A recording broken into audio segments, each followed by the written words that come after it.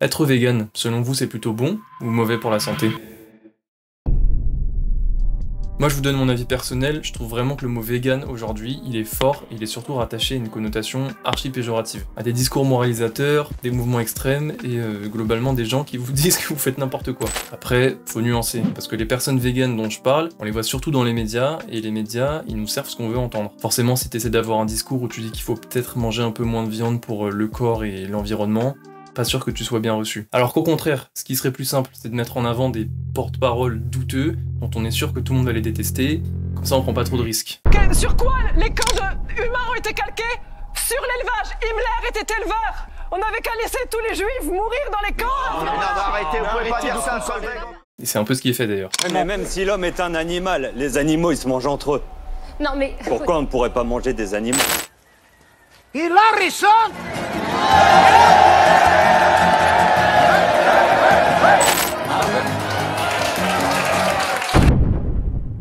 Carrément ce qui est fait. Mais une fois de plus, si on fait l'effort de tout reprendre à zéro, À partir de maintenant, j'ai une nouvelle vie. Tous ceux à qui je devais de l'argent, sachez que je vous payerai pas. sans aucun a priori, on se rend très vite compte qu'on n'est pas dans un univers manichéen et que comme partout, il y a du bon et du mauvais. D'ailleurs, suffit juste de regarder les statistiques, c'est pas pour rien que le nombre de véganes, il a augmenté de 350% en 10 ans. 350%, 10 piges, balèze quand même. Aux États-Unis, les ventes de produits d'origine végétale, elles ont augmenté de 27% entre 2019 et 2020. Et ça, on veut nous faire croire que c'est dû au hasard. Là-bas, il y a 3% des adultes qui suivent un régime vegan. Et ils sont un paquet, hein. Rien que pour ça, ça vaut le coup qu'on s'y intéresse. Bon, déjà, pour commencer sur des bases saines, d'un point de vue de la souffrance animale, bah là y a pas de mystère, hein. Si tu manges moins d'animaux, on tue moins d'animaux. Et du côté environnement alors. Dites-vous que pour produire la même quantité de protéines à partir de tofu ou de bœuf, le tofu il nécessite 74 fois moins d'espace et 8 fois moins d'eau. C'est énorme. Donc déjà côté animaux et environnement, c'est bénef. Et en même temps ça aurait été dommage que ça tue tous les animaux de manger vegan. Maintenant sur l'aspect santé, j'en suis certain est celui qui vous inquiète le plus. Bah évidemment, avoir un aussi grand changement dans son régime alimentaire, ça a un impact énorme.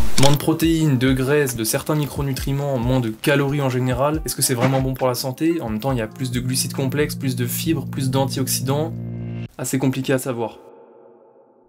Mais si on devait pointer un premier problème du doigt, ça serait le manque de vitamine B12. On la retrouve principalement dans la viande, vous vous en doutez, et elle a un rôle dans le maintien d'un bon système nerveux en bonne forme et dans la création des cellules sanguines, genre les globules rouges. C'est assez important quand même. Les symptômes d'un manque de B12, c'est genre fatigue, respiration sifflante, manque d'énergie, maux de tête, irritabilité, anémie possible, pâleur, dépression, troubles du sommeil et autres troubles généraux. Après, ils aiment trop faire des listes à rallonge pour faire paniquer. Mais en gros, c'est pas cool. Mais attendez, j'ai d'autres trucs. Anémie mégaloblastique.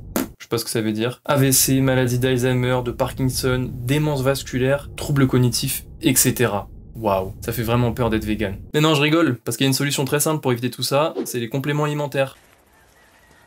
Déjà ça c'est réglé. Un problème plus sérieux par contre, c'est la santé des os chez les véganes. Parce que en adoptant une diète végane, vous avez une densité osseuse qui va être plus faible et du coup un risque de fracture qui va être beaucoup plus élevé. Ça c'est dû tout simplement, quoique c'est pas si simple que ça, mais il y a un manque de vitamine D chez les personnes véganes. Sauf que la vitamine D, elle est liée à l'absorption du calcium. Et le calcium, je vous la refais pas, mais c'est bien pour la santé des os. Et évidemment le calcium, il est moins présent chez les personnes véganes de base. Donc moins de calcium qui est moins absorbé, ça fait des os qui pètent à tout va quoi. Après pour vous rassurer, ou pour vous inquiéter, parce que je sais pas du tout comment vous vous placez sur le sujet, mais un régime vegan qui est bien géré, ça a globalement un impact plutôt positif sur la santé. Je m'explique avec un premier point. Déjà dans le corps, faut savoir qu'il y a plus de 100 000 milliards de bactéries. C'est clairement énorme et c'est évident qu'elles ont un rôle archi important dans notre vie. Si on part du principe que ce qu'on mange a un impact sur leur développement, comme plein de petits bébés dans tout notre corps, bah évidemment, si on passe à une diète végane, ça va les chambouler. J'ai lu une étude qui expliquait que pour étudier la diversité des bactéries dans l'intestin, on comparait le nombre de 2 familles de bactéries. D'un côté les bactéroïdes et de l'autre les Prevotella. Les bactéroïdes, elles avaient un peu le rôle du méchant dans l'étude. Elles favorisent la résistance aux antimicrobiens, chose qu'on n'aime pas du tout, et les infections. Alors que les Prevotella, elles sont présentées comme des bactéries qui ont des propriétés anti-inflammatoires.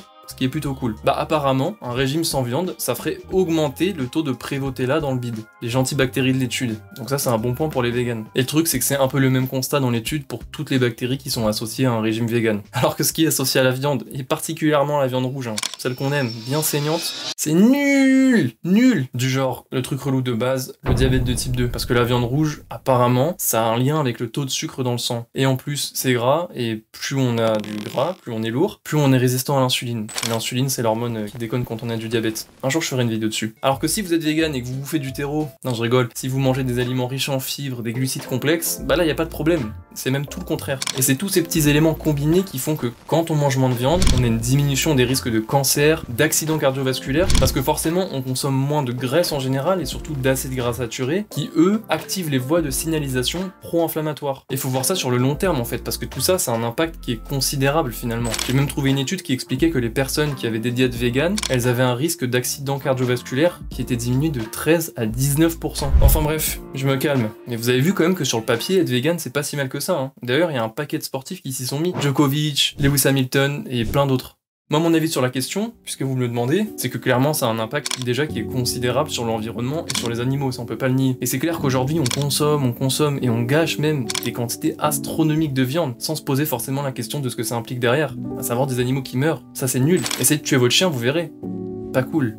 Après, pour revenir sur le côté santé, on l'a vu, c'est vrai que pour avoir une diète végane qui est viable, pas dangereuse pour la santé, faut quand même être bien renseigné. Hein. Perso, j'ai l'impression, pour faire une comparaison vaseuse, que si on prend la meilleure diète végane versus la meilleure diète omnivore, bah la diète végane elle l'emporte. Mais en même temps, avant d'avoir la meilleure diète végane, va falloir charbonner, hein. Et peut-être se péter quelques os au passage. Voilà les copinous, j'ai dit ce que j'avais à dire. Oh, c'était vraiment pas la bonne transition à faire, hein, avec cette tête-là. C'est pas grave, j'ai pas le choix. Je vous reprends off avec un meilleur micro pour conclure pour de vrai. Parce que je suis pas sûr d'avoir été très clair, mais le message que je veux faire passer dans cette vidéo, c'est pas ouais, devenez tous véganes, arrêtez de manger de la viande. Non, pas du tout, faut se faire plaisir. C'est juste que faut arrêter de taper sur les véganes par contre, parce qu'ils mangent moins de viande. On a vu que finalement c'était pas si mauvais que ça pour la santé, même plutôt bon. Bon pour la planète, ça a tué moins d'animaux. C'est vrai que pour la vidéo, j'ai regardé pas mal d'images dans des abattoirs, des vidéos assez chocs, que finalement j'ai décidé de pas mettre au montage parce que c'était assez glauque. Et ça fait réfléchir. Hein. Franchement, on se dit que peut-être que les véganes, ils ont finalement raison sur toute la ligne. Je sais pas. C'est une réflexion à avoir en tout cas, donc n'hésitez pas à la voir et à m'en parler dans les commentaires. N'hésitez pas à vous abonner aussi, à liker la vidéo si elle vous a plu, ça me ferait très plaisir. Et on se retrouve pour une prochaine vidéo peut-être un peu moins dure pour moi, parce que je vous jure que ça m'a retourné toutes ces petites vidéos d'animaux qui se font couper la gorge. Allez, je vous laisse, ciao!